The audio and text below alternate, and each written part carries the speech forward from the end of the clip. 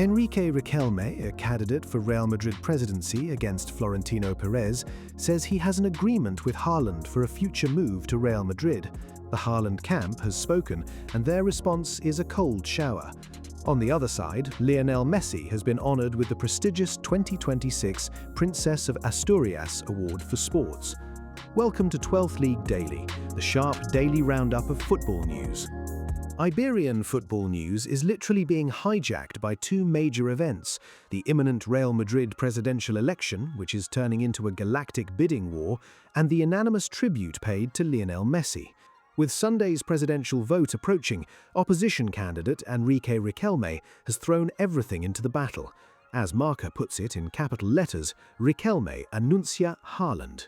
Invited on the famous TV program El Hormiguero, the businessman insisted that the Norwegian cyborg Erling Haaland would be his headline signing.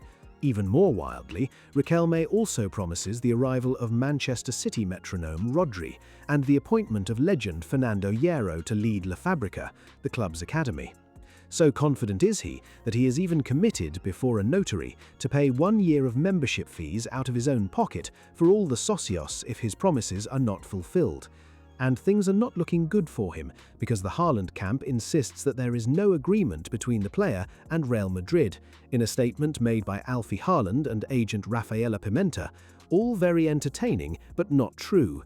We wish all the best for both candidates in the Madrid elections. Manchester City's management has also issued a statement regarding the situation and is even considering legal action. The stories which have emerged from Spain regarding the future of Haaland are false. There is no chance of this happening, and there is no contractual clause to enable it. We are considering legal action for the use of our player image in this context. Florentino Pérez's response did not take long.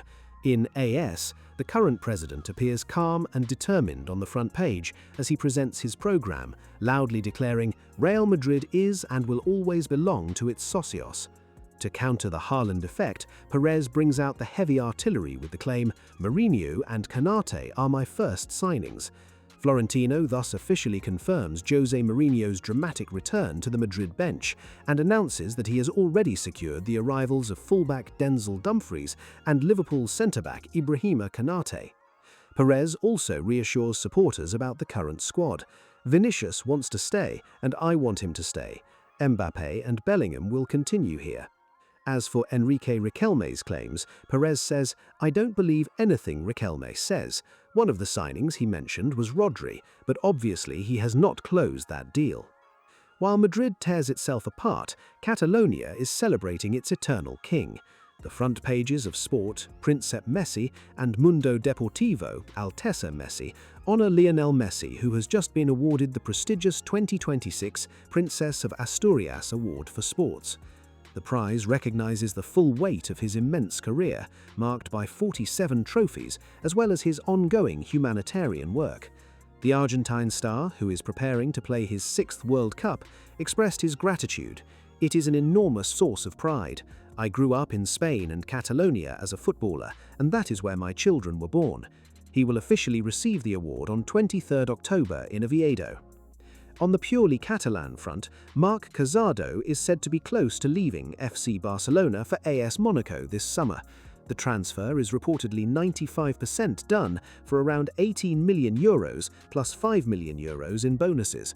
FC Barcelona are also negotiating a sell-on clause of around 20%. Jules Koundé, meanwhile, when asked about transfer rumours, remains unmoved. He has a contract until 2030 and intends to honour it.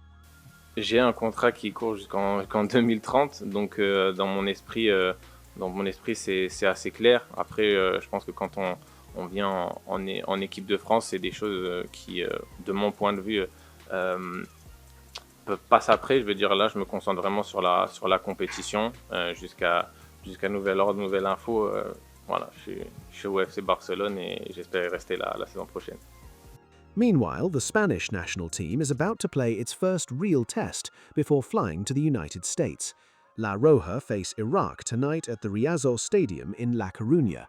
Head coach Luis de la Fuente will use this showcase match to rotate his squad and test his supporting players, while key men such as Lamine Yamal, Nico Williams and Victor Munoz will be rested. Across the channel, the mood is much heavier. With 7 days to go before the World Cup begins, the British press fears the worst regarding the weather conditions awaiting the team in Florida. The British tabloids are competing with each other for the most dramatic headlines this morning. Star Sport shouts on its front page, "Fork in hell," while Mirror Sport goes with the Tuchel weather bomb. Based in West Palm Beach, Florida for their training camp, head coach Thomas Tuchel and his men are facing violent thunderstorms and constant lightning threats. American authorities and FIFA are enforcing strict safety protocols. In the event of electrical activity, players must leave the pitch immediately. The press is concerned about massive interruptions lasting for several hours that could affect the Three Lions' first 3 group matches, reminding readers that a Club World Cup match last year between Chelsea and Benfica in Charlotte was delayed by nearly 3 hours because of the weather. The Times also lifts the lid on a financial scandal tarnishing FIFA. The international body is accused of collusion with official resale platforms like SeatGeek to offload large numbers of tickets for low-demand matches, such as Saudi Arabia versus Cape Verde in Houston, at the expense of ordinary fans who paid the full base price. Amid this pre-World Cup chaos, the club transfer market continues to heat up. According to the Mirror and Star Sport, United's hierarchy has suspended contract extension talks with their Portuguese captain, as Bruno Fernandes has assured the club that he will honour the final year of his contract and wants to stay at Old Trafford. The club has decided to freeze negotiations in order to focus its finances on bringing in new faces. Another huge rumour comes from the Daily Telegraph, which reveals that Manchester City have made a colossal offer, immediately rejected by Nottingham Forest, for English midfielder Elliot Anderson. Forest owner Evangelos Marinakis remains unmoved and is demanding an astronomical £115 million to let go of his 23-year-old player, who has been targeted to replace the planned departure of Bernardo Silva. Finally, at Arsenal, Mikel Arteta is pushing hard to secure the services of Aston Villa gem Morgan Rogers. Arsenal would be ready to put up more than £80 million, but face fierce competition from PSG, Bayern Munich and Chelsea. That's all for today. Thanks for watching. See you soon for the next episode of 12th League Daily.